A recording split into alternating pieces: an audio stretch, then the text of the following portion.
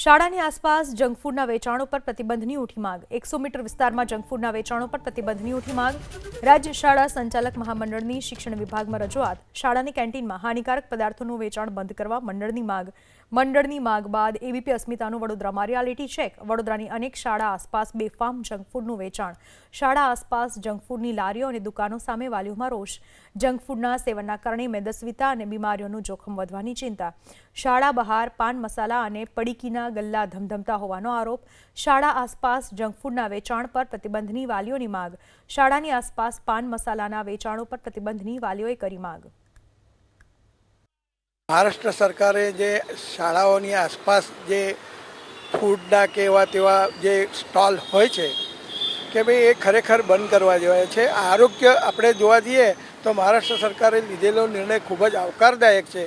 ગુજરાત સરકારે પણ શાળાની 100 મીટરની આસપાસ આવા કોઈપણ દુકાનો કે સ્ટોલ નાસ્તાના એ હોવા ન જોઈએ એવી મારી પોતાની પણ ઈચ્છા છે કે આવા સ્ટોલ હોય લોકોને બાળકોને આરોગ્યને નુકસાન થાય અને આરોગ્ય આપણા દેશનું એ આરોગ્ય સારું રહે એ ખૂબ જ મહત્ત્વની બાબત છે। મહારાષ્ટ્ર સરકારનો નિર્ણય બરાબર જ છે કે જંક ફૂડ ખાવાથી શું છે મેંદો આવે છે એ તમારા ખાવાથી તમારા શરીરમાં 15 દિવસ સુધી તો અંદર પચતો નથી મતલબ કે પચતો નથી।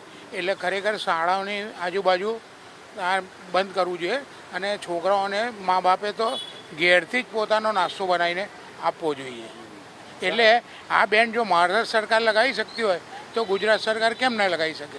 એક રીતે આ નિર્ણય સારો છે કે જેથી ભવિષ્યમાં આપણે આવનારી જે પેઢી છે છોકરાઓ મોટા થશે તો એમનું ભવિષ્ય સારું રહેશે।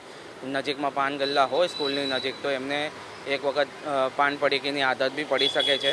તો આની માટે રાજ્ય સરકારે બી એક પગલાં સારા લેવા જોઈએ અને સ્કૂલોએ બી ધ્યાન રાખવું જોઈએ કે સ્કૂલના જે વિદ્યાર્થીઓ છે એમને આ રીતની આદતો ખોટી ના પડે।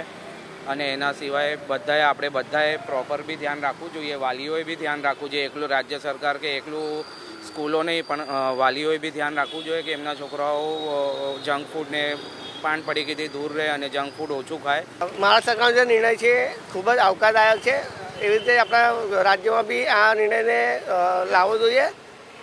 બાળકો ફૂડ જંક ખાઈને જે બીમારીઓને નોતરે છે સાથે પૈસા વાલીઓ આપતા હોય છે અને ચોરી છૂપે શિક્ષકોને અને સ્કૂલના પરિષદને છોડીને પાનના ગલ્લા લાગેલા હોય છે ત્યાં ચોરી છૂપે સિગરેટ તમાકુ બી ખાતા હોય છે।